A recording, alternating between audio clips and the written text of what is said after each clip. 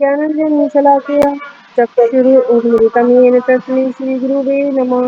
श्रीचैतन्यमनोभीष्टं स्थापितं येन भूतले स्वयं कदा मह्यं ददाति स्वपदान्तिकं वन्देऽहं श्रीगुरुं श्रीयुतापदकमलं श्रीगुरून् वैष्णवांश्च श्रीरूपं साग्रजातं सहजरघुनाथं तं सजीवं साद्वैतं सावधूतं परिजनसहितं कृष्णचैतन्यदेवं श्रीराधा कृष्णपादान् सहगण ललिता श्रीविशाखान्वितांश्च हे कृष्ण करुणा सिन्धु दीनबन्धो जगत्पते गोपेश गोपिकान्त राधाकान्त नमस्तुते तप्त काञ्चन गौराङ्गी राधे वृन्दावनेश्वरी वृषभानुसुते देवी प्रणमामि हरिप्रिये वाञ्छाकल्पतरुश्च कृपा सिन्धुभैव च पतितानां पावनेभ्यो वैष्णवेभ्यो नमो नमः।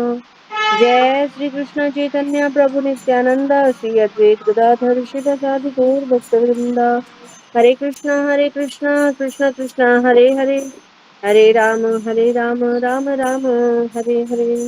नमो ओम विष्णु पदाय कृष्ण पृष्ठाय भूतले श्रीमते भक्ति वेदांत स्वामी नामने नमस्ते सरस्वती देवे गौरवाणी प्रचारिणे निर्विशेषण्यवादी पाश्चात्य देश तारिणे श्रीला प्रभुपाद जी की जय। हरे कृष्णा श्रीमती कृष्णदास की।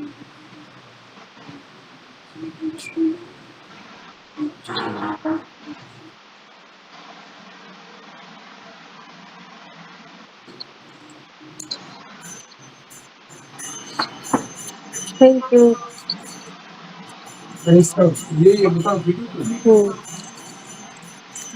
पंखा चला दो जरा पंखा।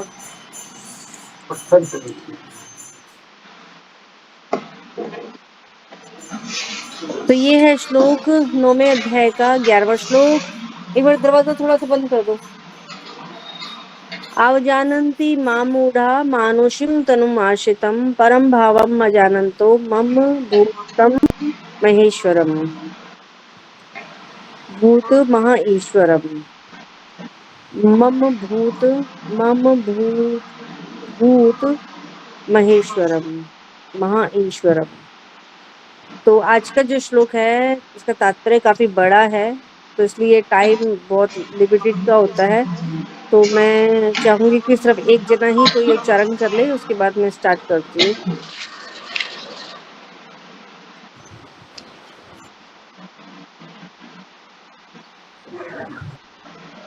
हरे कृष्णा माता जी, दंडवत प्रणाम। सभी के चरणों में दंडवत प्रणाम।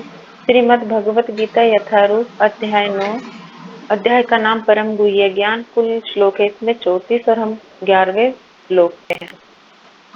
अवजानन्ति मामूढ़ा मानुष्यं तनु आश्रितः तं परं भावम् अजानन्तं मम भूत महेश्वरम। हरे कृष्ण माता जी ने प्रणाम। ठीक है, धन्यवाद। अवजानन्ति उपहास करते हैं, माँ मुझको, मूढ़ा मूर्ख व्यक्ति, मानुषिम मनुष्य रूप में, तनुम शरीर, आश्रितम मानते हुए, परम दिव्य भावम स्वभाव को, अजानंत न जानते हुए, मम मेरा, भूत प्रत्येक वस्तु का, महाईश्वरम परम स्वामी। जब मैं मनुष्य रूप में अवतरित होता हूँ तो मूर्ख मेरा उपहास करते हैं, वे मुझे परमेश्वर के दिव्य स्वभाव को नहीं जानते। तो यहाँ पर भगवान कह रहे हैं, अब जानती मां मूढ़ा, नहीं जानते ऐसे मूर्ख जन, और मानुषिम तनुम आश्रितम,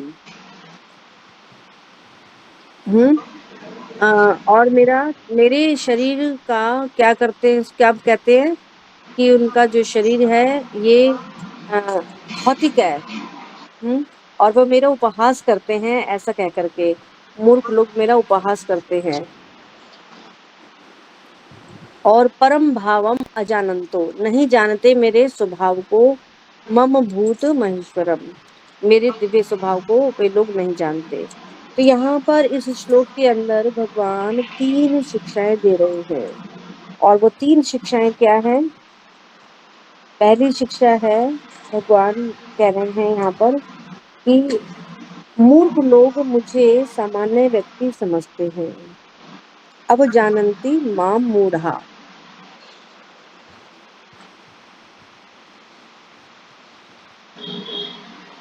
अब जानन्ति, उपहास करते हैं, हाँ, मेरा, मुझको, हाँ, मूर्ख लोग मुझे सामान्य व्यक्ति समझते हैं। और दूसरी शिक्षा भगवान ने यहाँ पर दी है, मानुषम तनुम आश्रितम, वे मुझे मनुष्य शरीर के आश्रित समझते हैं कि मेरा जो शरीर है वो जैसा जैसे हमारा मनुष्य शरीर है ना, ऐसे भगवान का भी वो भी शरीर धारण करते हैं, वो भी शरीर के आश्रित रहते हैं। तो दूसरी शिक्षा ये होगी मानुषम तनुम आश्रितम। और तीसरी शिक्षा ये है परम भावम अजानंत मम भूत महा ईश्वरम, मतलब सभी प्राणियों के महान ईश्वर के रूप में वे मेरे श्रेष्ठ भाव को नहीं जानते। ये तीन शिक्षाएं भगवान ने यहाँ पर दी है। तो मूर्ख लोग मुझे सामान्य व्यक्ति समझते हैं। तो पहले हम थोड़ा तात्पर्य को एक्सप्लेन करेंगे, काफी बड़ा है, मुझे लगता है इसमें काफी समय हो जाएगा। तो पहले तो भगवान ने इसके पहले के श्लोकों में ये बात स्पष्ट कर दी है कि भगवान मनुष्य रूप में प्रकट होते हैं, लेकिन वे सामान्य व्यक्ति नहीं हैं। लेकिन मूर्ख लोग उनको सामान्य व्यक्ति समझते हैं। ठीक है, भगवान मनुष्य रूप में प्रकट होते हैं, लेकिन इसका मतलब ये नहीं है कि वो हमारे जैसे हैं।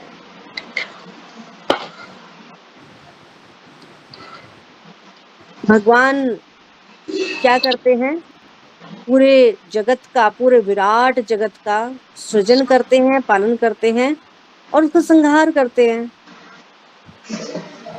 तो ये कार्य कोई एक मनुष्य, साधारण मनुष्य नहीं कर सकता, एक साथ सृजन, पालन और संहार करना, हाँ, वो भी इतने बड़े पैमाने पर। तो ये कोई मनुष्य नहीं हो सकता। तो भी ऐसे मूर्ख लोग हैं जो कृष्ण को क्या कहते हैं, शक्तिशाली पुरुष के अलावा वो कुछ नहीं है, महापुरुष नाम दे देंगे उसको, महापुरुष, महापुरुष का नाम दे देंगे। लेकिन है क्या वो? किसी का अनम्यूट है यहाँ पर? किसकी आवाज आ रही है? किसी का तो हो रहा है unmute। दिख नहीं रहा माता जी। हाँ, पता नहीं, कर लिया होगा या तो किसी ने, दिख ही ना रहा हाँ है। कर लिया होगा। तो भगवान क्या है? शक्तिशाली पुरुष, इसके अलावा और वो कुछ नहीं है। लेकिन अगर कहा जाए तो ब्रह्म संहिता में ब्रह्मा जी स्वीकार करते हैं भगवान आदि पुरुष हैं। देखिए, ब्रह्मा जी भी, प्रभुपाद भी ब्रह्मा जी का ही नाम ले रहे हैं। ब्रह्म संहिता में प्रमाण स्वरूप कहा गया है, ईश्वरः परमः कृष्ण सच्चिदानंद विग्रह अनादिरादिर गोविंद सर्व कारण कारणम। तो भगवान ही सभी वस्तुओं के कारणों के कारण है। वैसे तो अगर कहा जाए ईश्वर या नियंता अनेक हैं और एक दूसरे से बढ़कर के हैं। कंट्रोलर इस संसार में प्रबंधन कार्य, मैनेजमेंट कार्य करने वाले, मैनेजमेंट, जिसको प्रेसिडेंट कहा जाता है, प्रबंधक कार्य करने वाला।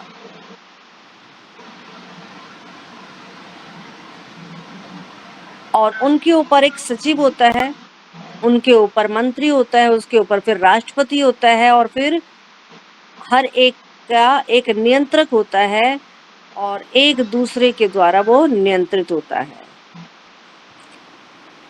और ब्रह्म संहिता में क्या कहा जा रहा है? कृष्ण परम नियंता है, मतलब सभी नियंताओं के परम नियंता हैं वो। जैसे कि यहाँ पे उदाहरण दिया ना प्रभुपाद ने, थोड़ा सा उदाहरण दिया, वो उसके ऊपर, वो उसके ऊपर, वो उसके ऊपर, वो उसके ऊपर, लेकिन भगवान क्या है? इन सब के ऊपर है, वो परम नियंता है। और भौतिक जगत और वैकुंठ जगत दोनों में कई कई निर्देशक होते हैं, निर्देश देने वाले होते हैं, लेकिन कृष्ण क्या है? परम नियंता है। इसलिए उनको कहा जा रहा है ईश्वरः परम कृष्णा। ईश्वर कौन है? परम है। और वो कौन है? कृष्ण है, सच्चिदानंद विग्रह है। और उनका शरीर जो है सच्चिदानंद स्वरूप है, अभौतिक है, मतलब मानव शरीर जैसा नहीं है। अब पिछले श्लोकों में उनके जो कार्यकलाप थे वो बड़े अद्भुत थे, उसका वर्णन किया गया था इसमें पीछे के श्लोकों में, आप लोगों ने पढ़ा होगा। तो वे भौतिक शरीर द्वारा संपन्न नहीं हो सकते। वे भौतिक शरीर द्वारा नहीं बनाए जा सकते। कृष्ण का शरीर सच्चिदानंद स्वरूप है। कृष्ण के शरीर में और आत्मा में कोई अंतर नहीं है, अद्वैत है वो। लेकिन इस भौतिक संसार किससे बना है? द्वैत से। द्वंद है यहाँ पर। इस संसार में द्वंद पाया जाता है, द्वैत पाया जाता है, दो पाया जाता है। हाँ, जैसे हर्ष, शोक, द्वेष, लाभ, हानि, और क्या कहेंगे? राग और द्वेष, रात और दिन, काला और गोरा, ये क्या है? द्वंद है। हाँ, दो है यहाँ पर। और शरीर में भी क्या है? दो है, आत्मा है और शरीर है। आत्मा शरीर से बिल्कुल अलग है, भिन्न है वो। हाँ, उसमें लिप्त नहीं होती है वो। और शरीर हमारा अलग है। तो दोनों अलग अलग वस्तु हैं, लेकिन आध्यात्मिक जगत में हर एक वस्तु एक है। शरीर और आत्मा में कोई अंतर नहीं है। तो कृष्ण का शरीर सच्चिदानंद स्वरूप है। वे सामान्य व्यक्ति नहीं है, लेकिन मूर्ख लोग उनका मजाक उड़ाते हैं, उन्हें मनुष्य मानते हैं। मानुषिम उनको कहा गया है। यहाँ पर शरीर, यहाँ पर मानुषिम कहा गया है, क्योंकि कुरुक्षेत्र के युद्ध में राजनीतिज्ञ और अर्जुन के मित्र की भांति सामान्य व्यक्ति बन करके उन्होंने कर्म किया था। तो वे अनेक प्रकार से सामान्य पुरुष की भांति कर्म करते हैं, अनेक प्रकार से कर्म करते हैं वो। और क्या करते हैं? वे अनेक प्रकार से सामान्य पुरुष की भांति कर्म करते हैं, किंतु उनका शरीर सच्चिदानंद विग्रह रूप है। इसकी पुष्टि वैदिक साहित्य में भी हुई है। वेदों में भी कहा गया सच्चिदानंद रूपाय कृष्णाय। मैं भगवान कृष्ण को नमस्कार करता हूँ जो सच्चिदानंद स्वरूप हैं। वेदों में ऐसे अन्य वर्णन भी हैं। तमेकम गोविंदम, आप इंद्रियों तथा गायों के आनंद स्वरूप गोविंद हैं।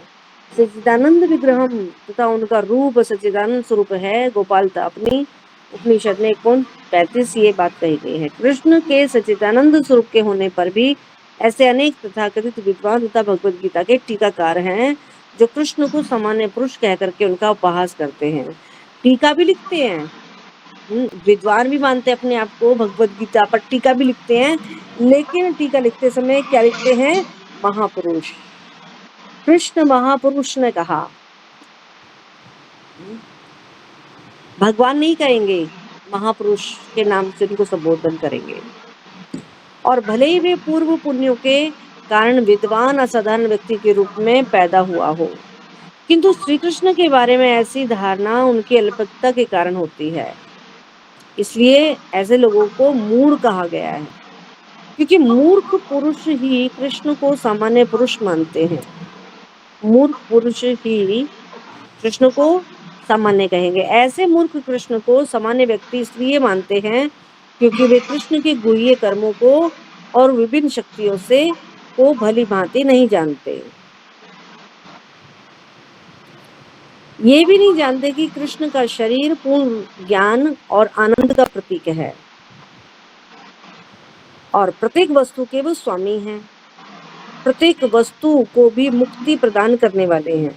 किसी को भी वो मुक्ति प्रदान करने वाले हैं। और कृष्ण के इतने सारे दिव्य गुणों को नहीं जानते, इसलिए उनका वो उपहास करते हैं। वे मूढ़ ये भी नहीं जानते कि इस जगत में भगवान का अवतरण उनकी अंतरंगा शक्ति का प्रकाट्य है और भौतिक शक्ति माया के स्वामी है। भगवान कहते हैं मया दक्षेण प्रकृति सूयते सरसरम हेतु नानेन कौन्तेया जगद्वी परिवर्तते, कि ये जो भौतिक जगत है ये माया मेरी अध्यक्षता में कार्य करती है, इसलिए भगवान क्या कहलाते हैं? स्वामी कहलाते हैं। और अनेक स्थलों पर भी उन्होंने कहा गया है मम माया दुरतया, ये जो मेरी माया है ये बड़ी दुष्कर है और मेरी माया है, ये मैंने इसको बनाया है। तो भगवान दावा करते हैं कि ये जो भौतिक शक्ति है ये बहुत प्रबल है, किंतु वह उनके वश में रहती है और जो भी उनकी शरण ग्रहण कर लेता है वह भी माया के वश से बाहर निकल आता है। कृष्णा का शरणागत जीव माया के प्रभाव से बाहर निकल सकता है। तो भला परमेश्वर जो संपूर्ण विराट जगत का सृजन पालन संहार करता है, हम लोग जैसा शरीर कैसे वो धारण कर सकते हैं? तो कृष्ण विषय की ऐसी धारणा मूर्खतापूर्ण है।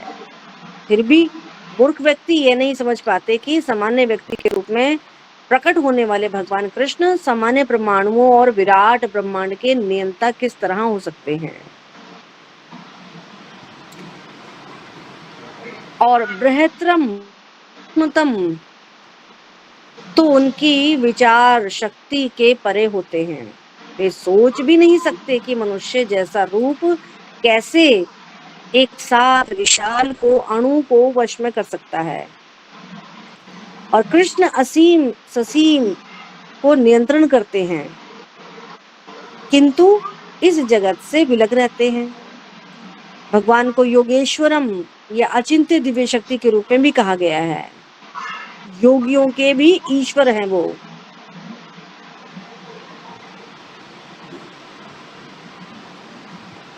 और क्या है? अचिंत्य दिव्य शक्ति है उनकी। हम अपने इस छोटे से बुद्धि से भगवान की इन अचिंत्य शक्तियों को नहीं समझ सकते। और फिर भी यहाँ पर कहा गया है कि वे एक साथ ससीम और असीम को वश में रख सकते हैं, तो भी वे उनसे पृथक रहते हैं। यद्यपि मूर्ख लोग यह सोच भी नहीं पाते कि मनुष्य रूप में उत्पन्न होकर के कृष्ण किस तरह से असीम और ससीम को वश में कर सकते हैं। किंतु जो शुद्ध भक्त हैं वे ये स्वीकार कर लेते हैं, क्योंकि उन्हें पता है कि कृष्ण भगवान हैं। वे पूर्णतया उनकी शरण में जाते हैं और कृष्ण भावनामृत में रह करके कृष्ण की भक्ति में अपने को रत रखते हैं।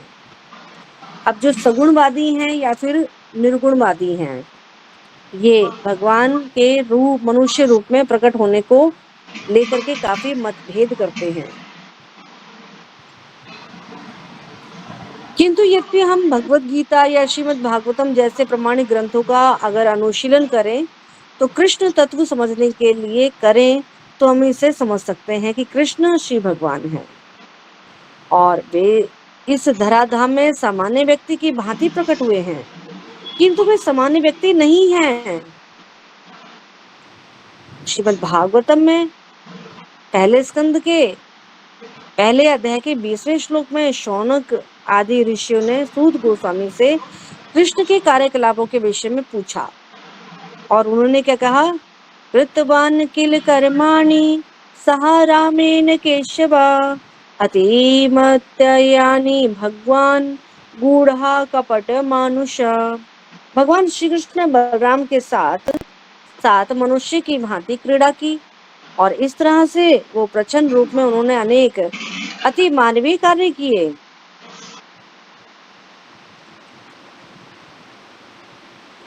और मनुष्य के रूप में भगवान का प्रकाट्य मूर्ख को मोहित बना देता है। तो कोई भी मनुष्य उन अलौकिक कार्यों को संपन्न नहीं कर सकता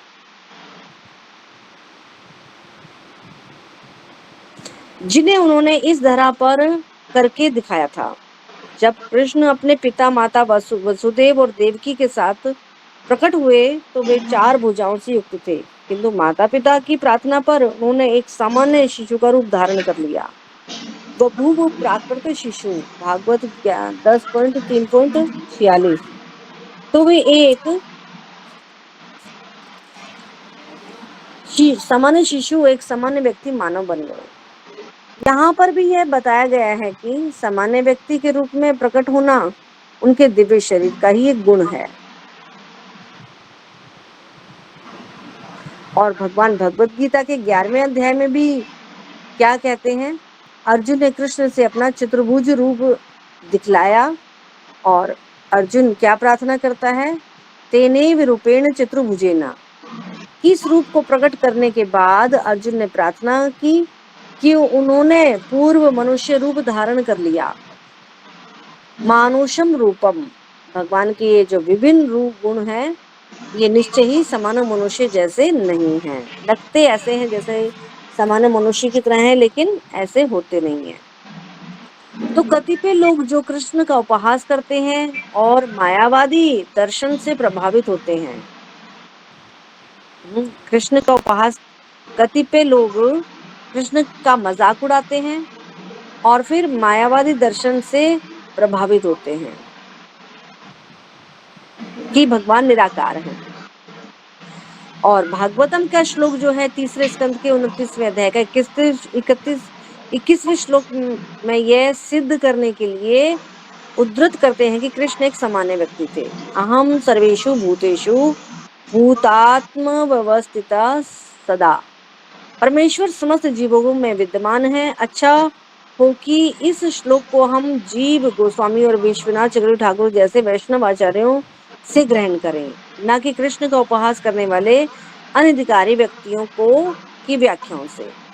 तो जीव गोस्वामी श्लोक की टीका करते हुए कहते हैं कि कृष्ण समस्त चराचरों में अपने अंश विस्तार परमात्मा के रूप में स्थित हैं, और कोई भी नवदीक्षित भक्त जो मंदिर में भगवान की अर्च मूर्ति पर ही ध्यान देता है, वह अन्य जीवों का सम्मान नहीं करता और वह वृथा ही मंदिर में भगवान की पूजा में लगा रहता है। और भगवत भक्तों के 3 प्रकार हैं, जिसमें नवदीक्षित सबसे निम्न होता है। नवदीक्षित भक्त अन्य भक्तों की अपेक्षा मंदिर के अर्च विग्रहों पर अधिक ध्यान देता है। तो विश्वनाथ चक्रवर्ती ठाकुर चेतावनी देते हैं कि इस प्रकार की मानसिकता को सुधारना चाहिए। भक्त को समझना चाहिए कि कृष्ण परमात्मा रूप में प्रत्येक जीव के हृदय में भी विद्यमान है, खाली मूर्ति में नहीं है। क्योंकि जब उसको ये पता चलेगा कि वो जीवों के हृदय में भी विद्यमान है, तो फिर उस जीव का वो सम्मान करेगा। तो प्रत्येक व्यक्ति परमेश्वर का निवास मंदिर है। प्रत्येक व्यक्ति क्या है? परमेश्वर का निवास या मंदिर है ना। उस व्यक्ति के हृदय में भगवान बैठे हैं, तो वो एक मंदिर के समान है। इसलिए जिस तरह कोई भक्त भगवान के मंदिर का सम्मान करता है, वैसे ही उसे प्रत्येक जीव का सम्मान करना चाहिए जिसमें परमात्मा निवास करते हैं। तो प्रत्येक व्यक्ति का समुचित सम्मान करना चाहिए, कभी उपेक्षा नहीं करनी चाहिए। ऐसे अनेक निर्विशेषवादी हैं जो मंदिर पूजा का उपहास करते हैं, हाँ, भगवान को विशेष नहीं मानते, हाँ, और वे कहते हैं कि चूंकि भगवान सर्वत्र है, तो फिर अपने को हम मंदिर पूजा तक सीमित क्यों रखें, है ना। भगवान तो कण कण में है, सभी जगह है। मंदिर मूर्ति पूजा क्यों करें हम? तो फिर अपने को हम मंदिर पूजा तक सीमित क्यों रखें? यद्यपि ईश्वर सर्वत्र है, तो वे मंदिर या अर्च विग्रह में नहीं होंगे। यद्यपि सगुणवादी या निर्विशेषवादी निरंतर लड़ते और झगड़ते रहते हैं। हाँ, सगुणवादी यहाँ पे किसको बोला? जो मूर्ति पूजा करता है। निर्विशेषवादी जो भगवान को विशेष नहीं मानता और क्या कहता है, सब जगह है वो। किंतु कृष्ण भावनामृत में पूर्ण भक्त यह जानता है कि यद्यपि कृष्ण भगवान हैं, किंतु उसके साथ वे सर्वव्यापी भी हैं, सभी जगह भी हैं। और इसकी पुष्टि ब्रह्म संहिता में भी हुई। यद्यपि उनकी निजी धाम गोलोक वृंदावन है और वे वहीं निरंतर वास करते हैं, किंतु वे अपनी शक्ति की विभिन्न अभिव्यक्तियों द्वारा और अपने स्वांश द्वारा भौतिक आध्यात्मिक जगत में सर्वत्र विद्यमान रहते हैं। तो यहाँ पे प्रभुपाद जी का तात्पर्य पूर्ण होता है। तो अब यहाँ पे हम थोड़ा सा एक बार टाइम देखेंगे। अभी 15 मिनट हमारे पास बचे हैं, तो यहाँ पे थोड़ा सा हम व्याख्या करेंगे इसकी। अब जानन्ति मां मूढ़ा, कि जो मूर्ख लोग हैं वो मुझे सामान्य व्यक्ति मानते हैं। कैसे मानते हैं, इसको थोड़ा जानने का प्रयास करेंगे।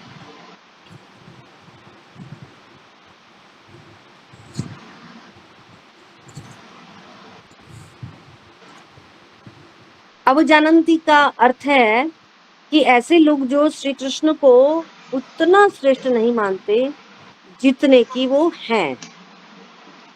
श्रेष्ठ तो मानते हैं लेकिन ज्यादा नहीं मानते। लेकिन भगवान तो सर्वश्रेष्ठ हैं। लेकिन जो हर एक व्यक्ति जानता है कि भगवान कितने श्रेष्ठ हैं। भगवान इतने श्रेष्ठ हैं जिनकी अध्यक्षता में भौतिक प्रकृति सभी प्राणियों को जन्म और मृत्यु का कष्ट प्रदान करती है। भगवान की अध्यक्षता में ही होता है ये सब कार्य। जन्म और मृत्यु का कष्ट प्रदान करती है ये भौतिक प्रकृति। माया देवी उसको जन्म देती है और मृत्यु का कष्ट भी देती है। और जब तक कोई जीव भगवान की शरण नहीं ले लेता तब तक वो जन्म मृत्यु के कष्ट से छूट नहीं सकता, है ना। अनुभव है ना हर एक किसी को कि मृत्यु, जन्म का कष्ट और मृत्यु का कष्ट। लेकिन यहाँ पर ये प्रश्न उठता है कि जो ब्रजवासी लोग हैं वो भी कृष्ण को परमेश्वर नहीं जानते, वो भी कृष्ण को परमेश्वर नहीं मानते।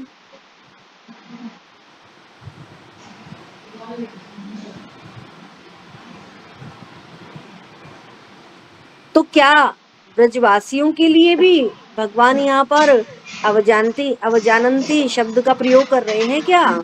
बताइए, आप लोग बताइए इस बात को कि ब्रजवासी भी तो कृष्ण को भगवान नहीं मानते। क्या कहते हैं, अरे ये भगवान कुछ नहीं है, ये तो हमारा लाला है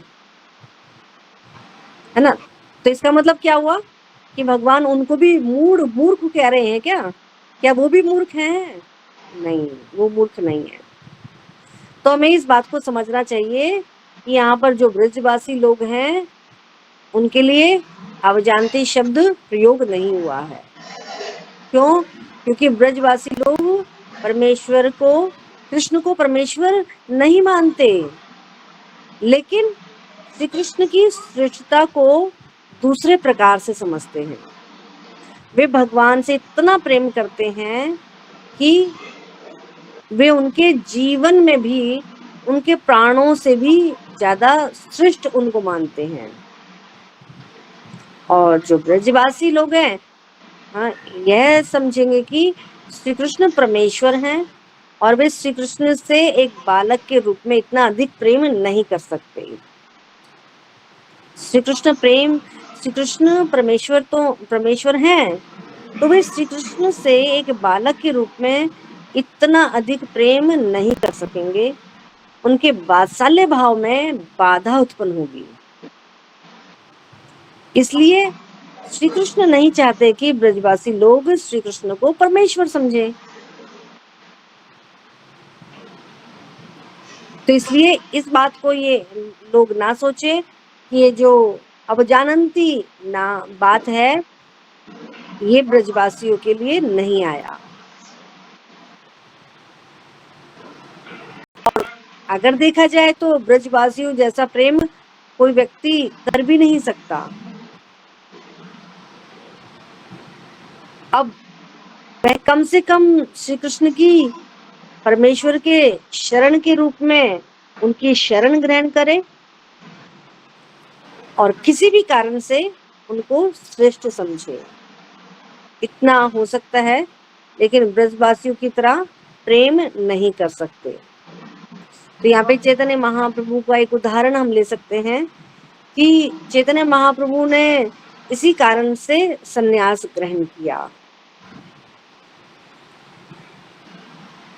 तो जिस समय चैतन्य महाप्रभु नवद्वीप में थे और वो मनुष्य की लीला कर रहे थे, तो उस समय वहां के जो लोग थे वो उनसे बड़ा स्नेह करते थे।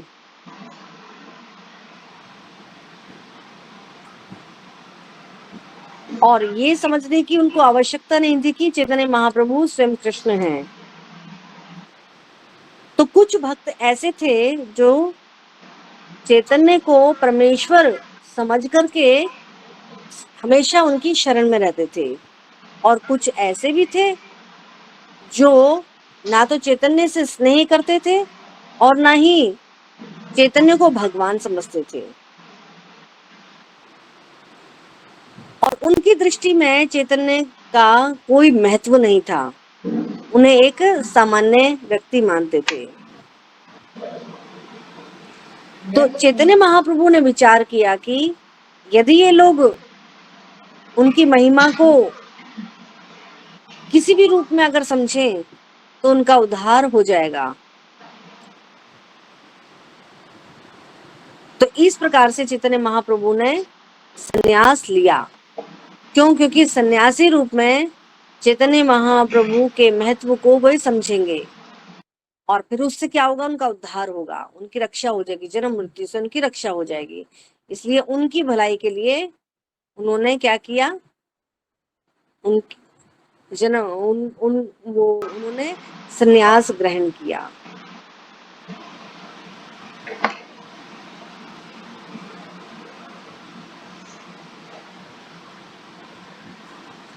अब यहाँ पे मूड जो शब्द आया है उसका यहाँ पर 7वें अध्याय के 15वें श्लोक में भगवान 4 प्रकार के पापियों का वर्णन करते हैं, जिसमें सबसे कम पापी मूढ़ अर्थात मूर्ख होते हैं। तो ये लोग अधिक पापी नहीं होते, ये लोग श्री कृष्ण की भक्ति का विरोध करें परंतु ये लोग ऐसे पुण्यात्मा भी नहीं होते कि ये लोग श्री कृष्ण के प्रति थोड़ा सा भी महत्व का भाव समझे।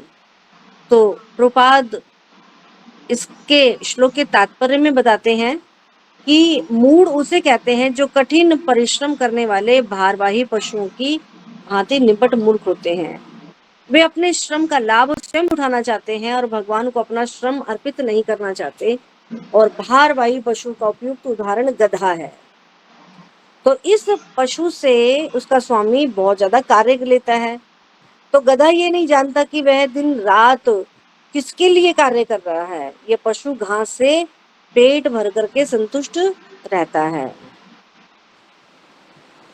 तो अब यहाँ पे थोड़ा सा समझेंगे कि जो मानुषिम तनुम आश्रितम, कि वे मुझे मनुष्य शरीर के आश्रित समझते हैं।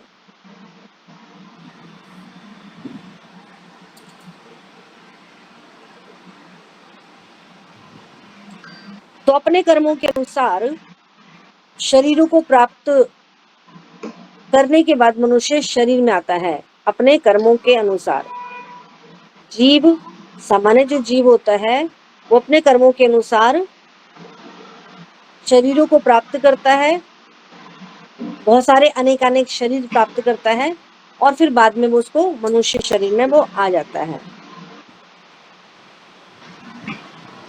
अब भगवान ने भी क्या लिया है, मनुष्य का शरीर लिया है, उसके आश्रय में आए हैं। हाँ, शरीर का आश्रय लिया है उन्होंने। जिस प्रकार से सामान्य जीव मनुष्य का आश्रय लेता है, क्योंकि मनुष्य शरीर इस भव समुद्र में एक नौका है। ये मनुष्य शरीर क्या है, एक नौका के समान है, नाव के समान है ये हमारा मनुष्य शरीर। और जिसका आश्रय लेकर के वो भव समुद्र को पार कर जाता है।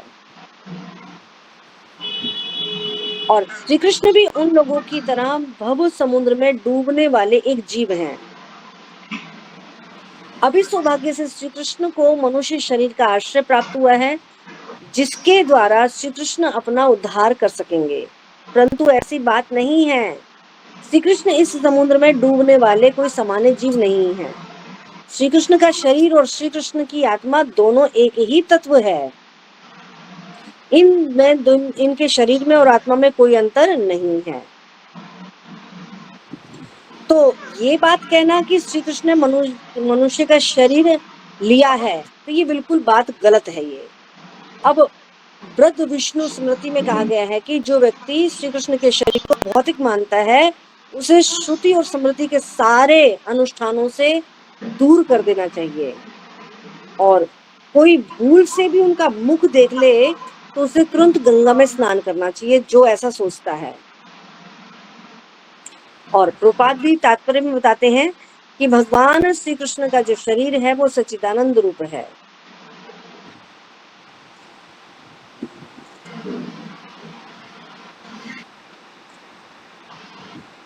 अब मनुष्य का शरीर जो है वो भगवान की आकृति जैसा बनाया गया है। मानव जो है वो भगवान के जैसा है ना, भगवान की जैसी आकृति का बनाया हुआ है मानव शरीर। तो श्री कृष्ण का शरीर मनुष्य जैसा नहीं है। तो मूर्ख लोग सोचते हैं कि श्री कृष्ण मनुष्य के शरीर के आश्रित है, लेकिन श्री कृष्ण का शरीर तो क्या है, शाश्वत है, ज्ञान है और आनंदमय है।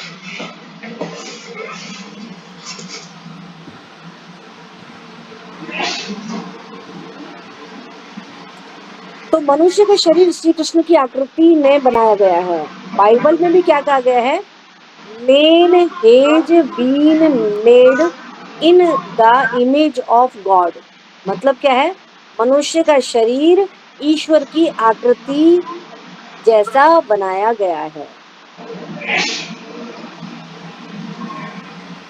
तो इसमें प्रभुपाद तात्पर्य में क्या बता रहे हैं, गीता के टीकाकार भी अनधिकृत हैं, क्योंकि वे समझते हैं कि श्री कृष्ण का सामान्य शरीर मनुष्य जैसा है। तो समस्त प्राणियों के महान ईश्वर के रूप में वे मेरे सृष्ट भाव को नहीं जानते।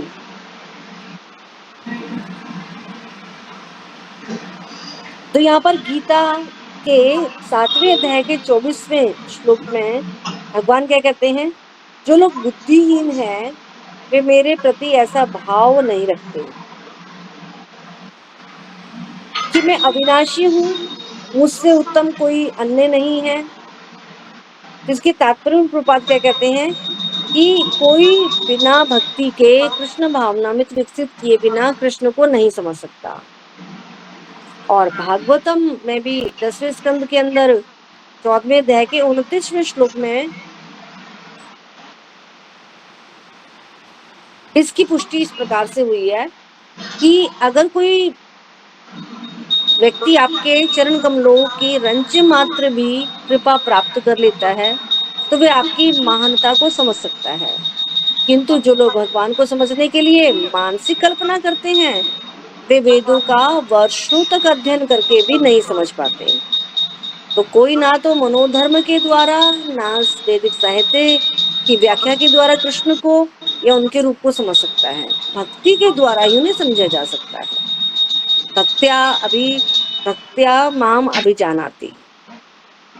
तो यहाँ पर भगवान श्री कृष्ण क्या कहना चाह रहे हैं कि जो मूढ़ होता है, दुष्कृति लोग होते हैं, उनके अंदर ना तो श्री कृष्ण के प्रति कोई प्रेम होता है, ना कोई स्नेह होता है, और ना ही उनके अंदर भगवान के प्रति कोई भाव रहता है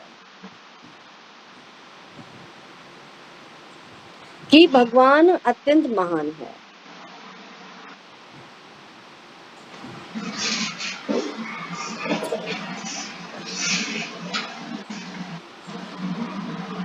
तो यहाँ पर भगवान श्री कृष्ण अर्जुन को क्या कहना चाह रहे हैं कि भक्तों के अतिरिक्त अन्य कोई भी व्यक्ति उन्हें जान नहीं सकता कि मैं संपूर्ण सृष्टि का महान ईश्वर हूँ और तुम मेरे भक्त हो और इसलिए तुम मेरे भक्त बनो। तो ये भगवान जो है अर्जुन को ये बात कह रहे हैं कि तुम मेरे भक्त बनो, मतलब मेरी पूजा करो, मन मना मद भक्तो मध्याजी माम नमस्कुरु। तो तुम अगर ऐसा करोगे तो तुम आसानी से मुझे समझ जाओगे कि मैं कौन हूँ, असल में कौन हूँ। नहीं तो अर्जुन भी तो उनको अपने ही जैसा मान रहा था कि कृष्ण तो मेरे मित्र हैं, है ना, वो भी तो सामान्य व्यक्ति मान रहा था उनको। लेकिन भगवान ने उनको समझाया कि उनको अपना विराट रूप दिखाया, तब जाकर के कृष्ण अर्जुन को भी समझ में आया कि ये कोई सामान्य व्यक्ति नहीं है जिसको मैं अपना मित्र समझता था,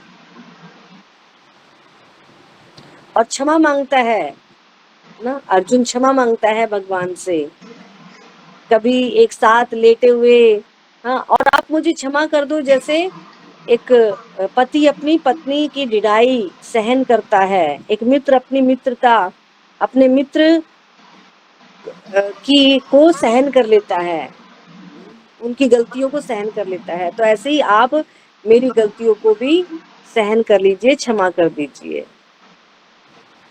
ठीक है, हरे कृष्ण। तो किसी कोई कमेंट्स या प्रश्न? माता जी, हरे कृष्ण माता जी, धन्यवाद प्रणाम। जी, माता जी, बृहत्तम तथा सूक्ष्म तो उनकी विचार शक्ति से परे होते। बृहत्तम का क्या मतलब होता है माता जी?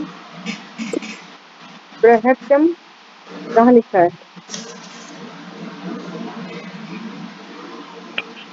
आवाज नहीं आ रही। कहाँ कहाँ लिखा हुआ है? हरे कृष्ण माता जी। आ रही है मेरी आवाज? नहीं, रुक ब्रेक हो रही है। नहीं, कहाँ पे लिखा है? मैंने बोला कहाँ लिखा हुआ है बृहत्तम शब्द? माता जी, ये दूसरे पेज पे है माता जी, 308 पे पहले में ही है। 1 2 3 4 5 6 के साथ में। हाँ, कहीं आया तो था, लेकिन मुझे मिल नहीं रहा। ये है माता जी, फिर भी मूर्ख व्यक्ति यह नहीं समझ सकते कि सामान्य व्यक्ति के रूप में प्रकट होने वाले भगवान नहीं, ऊपर का समस्त पैराग्राफ कर्म। बताओ ना पहले। ये है ना मम पहले माया ऊपर का। दुरतिया, मम माया दुरतिया या जो शब्द है इसके जो है छठी सातवीं लाइन के आसपास में देखिए। अच्छा अच्छा, हाँ दिखाई देगा, देखती हूँ। मम माया तुरंत या तो मिल गया मुझे।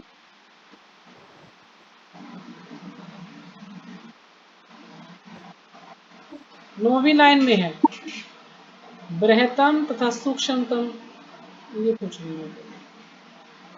अच्छा, मैं यहाँ से ले लेती हूँ इसको, कि यदि भौतिक शक्ति अत्यंत प्रबल है किंतु वह उनके वश में रहती है, और जो भी उनके शरण ग्रहण करता है वह माया के वश से बाहर निकलता है।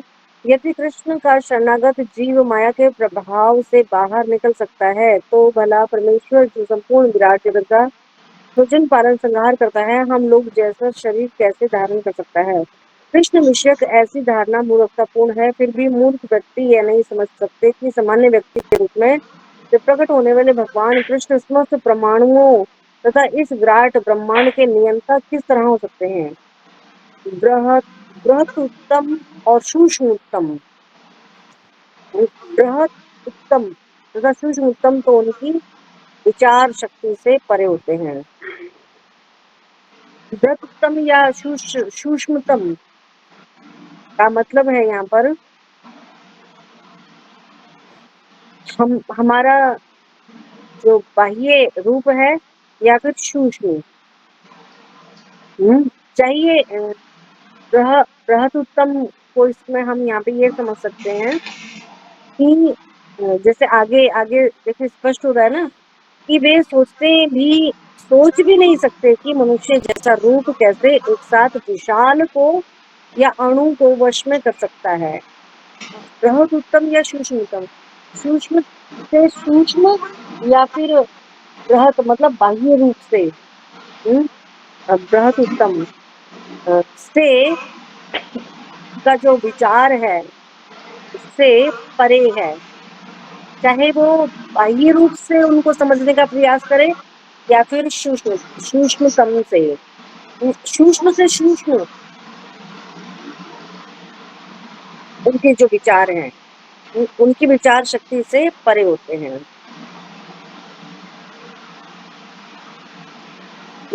देखिए यहाँ पे कह रहे हैं कृष्ण विषयक ऐसी धारणा मूर्खतापूर्ण है। कृष्ण के बारे में ऐसा विचार रखना, ऐसी धारणा रखना कि वो एक सामान्य व्यक्ति हैं। ये मूर्खतापूर्ण है। फिर भी मूर्ख व्यक्ति यह नहीं समझ सकते कि सामान्य व्यक्ति के रूप में वे प्रकट होने वाले भगवान कृष्ण समस्त परमाणुओं तथा विराट ब्रह्मांड के नियंता किस तरह हो सकते हैं। समस्त परमाणुओं की परमाणु परमाणु का मतलब सूक्ष्म, अति सूक्ष्म। कृष्ण समस्त परमाणुओं के और विराट ब्रह्मांड, जिसको बृहत उत्तम कहा गया है, और सूक्ष्मतम मतलब परमाणुओं। हाँ, विराट ब्रह्मांड के वो किस तरह से नियंता हो सकते हैं। इतने बड़े विशाल ब्रह्मांड के या परमाणु मतलब छोटे से छोटी वस्तुओं के, हाँ, जिसको यहाँ पे बृहत्तम और या सूक्ष्मतम कहा गया है, तो उनकी विचार शक्ति से परे होते हैं। तो ये बृहत्तम और सूक्ष्मतम क्या है, परमाणु और विराट ब्रह्मांड के वो नियंता है, लेकिन इसको वो समझ नहीं सकते। तो वे ये सोच भी नहीं सकते कि मनुष्य जैसा रूप कैसे एक साथ विशाल तथा अणु को वश में कर सकता है। तो ये इसी को बोला गया है परमाणु और विराट ब्रह्मांड, सूक्ष्म से सूक्ष्म और विशाल से विशाल, बृहत्तम।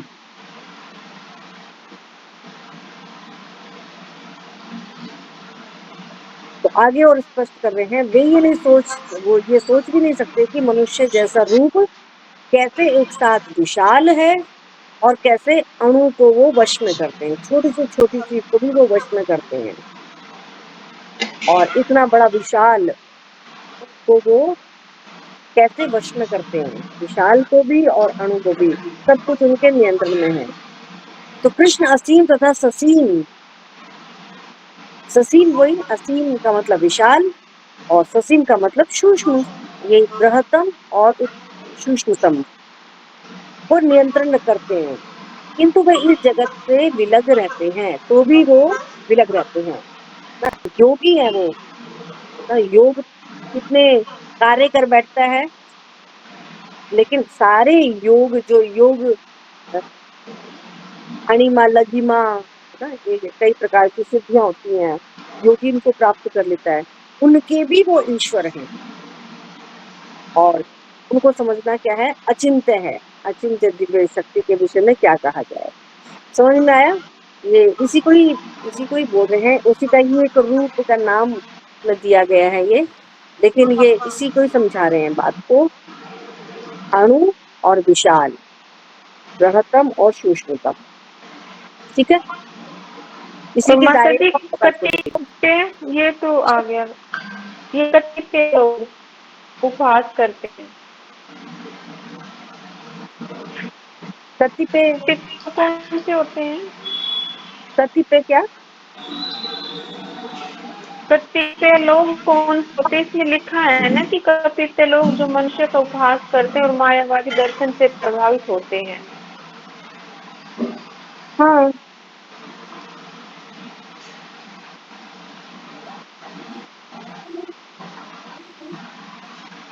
लेकिन मूर्ख लोग यह सोच नहीं पाते कि मनुष्य रूप में उत्पन्न होकर कृष्ण की तरह से ससीम असीम, किंतु जो शिव भक्त हैं, ये नहीं चाहिए क्या, अतः पूर्णता उनकी शरण में जाते हैं और कृष्ण मानो रहकर वे कृष्ण की भक्ति के पूरत रखते हैं।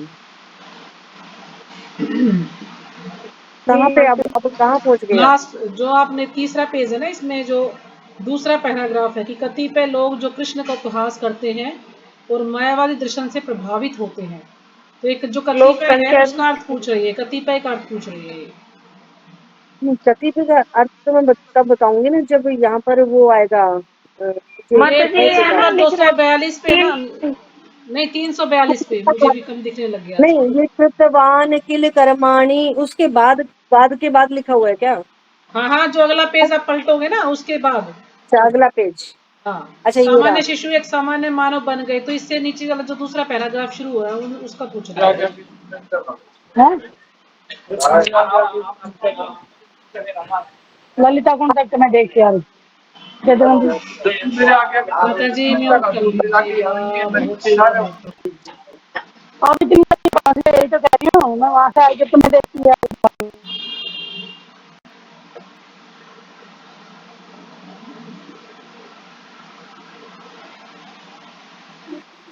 हाँ, यहाँ पे मिल गया मुझे ये रहा। कतिपय लोग कृष्ण का उपहास करते हैं और मायावादी दर्शन से प्रभावित होते हैं। या फिर कतिपय शब्द को हम ऐसे ले सकते हैं, कतिपय लोग का मतलब जो जैसे कि यहाँ पे कह रहे हैं ना कि कृष्ण का वो लोग उपहास करते हैं और मायावादी दर्शन से प्रभावित होते हैं। हाँ, कतिपय का अर्थ हम ऐसे ही ले सकते हैं, ऐसे लोग जो मतलब महामूर्ख हैं, जो मायावादियों के दर्शन से तो प्रभावित होते हैं लेकिन भगवान का उपहास करते हैं। मायावादियों का दर्शन तो उनकी समझ में आ जाता है, लेकिन कृष्ण का जो दर्शन है, कृष्ण की जो असलियत है, उसका वो मजाक उड़ाते हैं। कतिपय कतिपय का मतलब ये कि कुछ ऐसे लोग हैं, ये हम यहाँ पर इसको ले सकते हैं। जो बात कहना चाह रहे हैं कि कतिपय लोग कृष्ण का उपहास करते हैं और मायावाद दर्शन से प्रभावित होते हैं। एक जगह तो भगवान को स्वीकार नहीं कर रहे हैं, मजाक उड़ाएंगे, और दूसरी ओर मायावादी दर्शन से प्रभावित भी होते हैं। तो कतिपय लोग का मतलब कुछ ऐसे लोग हैं, ऐसे हम इसको समझ सकते हैं। अनेक जी अनेक माता प्रकार के जी लोग होते हैं धन्यवाद। ना, अनेक अनेक प्रकार के लोग होते हैं। तो अनेका जितने लोग उतने मत, ना उतने पंथ। हाँ, जितने जितने लोग बात करते हैं उसके हिसाब से होता है सब कुछ। ठीक है, हाँ जी, और किसी को कुछ पूछना है नहीं या समझ विराम में। करें यहीं पे? हरे हरे कृष्ण माता जी, प्रणाम माता जी। हाँ जी, बोलिए। माता जी ने जैसे बताया कि जो मंदिर है, जैसे भगवान मंदिर में होते हैं तो हमें उनका आदर करना चाहिए। और मनुष्य का जो शरीर है तो उसमें उसमें भी जैसे बोलते हैं, हर एक मनुष्य के अंदर भगवान है, तो इसी तरीके से हमें हर मनुष्य का भी आदर करना चाहिए। तो लेकिन क्या हर मनुष्य आदर के लायक होता है? क्योंकि अलग अलग कर्म होते हैं लोगों के, तो कई बार मतलब वो ये चीजें हो नहीं पाती हैं, क्योंकि हमें लगता है ये मांसाहारी है या ये गलत कर्म करता है, तो तो वो उसको चीजें मतलब हम अपराध करते हैं फिर। कर्मों से हमें नफरत करनी है, उस व्यक्ति से नफरत थोड़ी करनी है। अब देखिए कि एक व्यक्ति था जो जिसको ये मालूम था कि अरे ये व्यक्ति ना मांस खाता है। अब मांस खाने वाले लोग होते हैं ना, बड़े गंदे होते हैं, उनसे बात भी नहीं करनी चाहिए, उनसे दूर रहना चाहिए। तो एक व्यक्ति ने क्या किया, ये बात सुन करके वो उधर से सामने से वो व्यक्ति आ रहा था जो मीट मांस वगैरह खाता है, तो उसने उसको देख करके उसने रास्ता बदल लिया अपना। अरे इसकी क्या शक्ल देखनी, इसको क्या देखना, इससे क्या बात करनी, मतलब नफरत नफरत से उसको देख रहा है। तो उसने घर में आकर के बताया, तो उसकी जो बेटी थी वो बड़ी समझदार थी, उसने कहा कि अरे पिताजी आपने ये क्या किया, चलो ठीक है मैं कल से जो है ऑफिस नहीं जाऊंगी। क्यों भाई, क्यों नहीं जाओगी? वहां तो पापा, वहां पे क्या है, वहां पे सारे मीट मांस खाने वाले हैं, मैं कल से वहां नहीं जाऊंगी, वहां पे सब लोगों से मुझे मिलना पड़ता है। तो क्या ये ठीक होगा कि भी वो वहां पर नौकरी वहां जाएगी नहीं वो? क्यों? क्योंकि वहां पर सारे मीट मांस खाने वाले हैं, तो मैं भी अब नौकरी नहीं जाऊंगी कल से। तो उसकी फिर समझ में आया। तो हमें कहते हैं ना, पापी से नफरत करो, पाप से, उसके पाप से नफरत करो, पापी से नहीं। उसके कर्मों से नफरत करो, व्यक्ति से नहीं। क्योंकि व्यक्ति एक जीव है और जीव भगवान का अंश है, और भगवान का अंश कभी भी गलत खराब नहीं हो सकता, अशुद्ध नहीं हो सकता, वो हमेशा शुद्ध है। लेकिन वो किसी कारणवश ऐसी स्थिति में गिर गया है, ऐसे जीव के ऊपर नफरत ना करके उसके ऊपर दया करनी चाहिए। दया करनी चाहिए कि ये कहाँ फंसा हुआ है, हे भगवान आप इसे निकालिए, ये समझिए, आपकी माया को समझिए, आपकी माया में ना फंसे। उसके लिए दया करनी चाहिए, उसके लिए प्रार्थना करनी चाहिए, ना कि उससे नफरत करनी चाहिए। ठीक है हरे कृष्णा माता जी, धन्यवाद माता जी। जी। और किसी को कुछ पूछना है? ठीक है, बहुत सुंदर प्रश्न था आपका। हरे कृष्णा। ठीक है, तो यहीं विराम करते हैं। तो एक बार सब अनम्यूट करके माता जी का धन्यवाद करेंगे।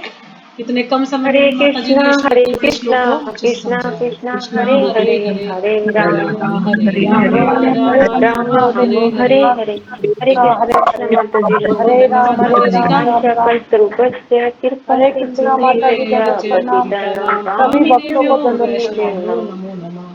हाँ जी पूनम माता जी, अभी 2 मिनट बाद जाना। माता जी ये और बता दीजिएगा कि ये पूनम माता जी पूछ रही है सेवा महोत्सव क्या है?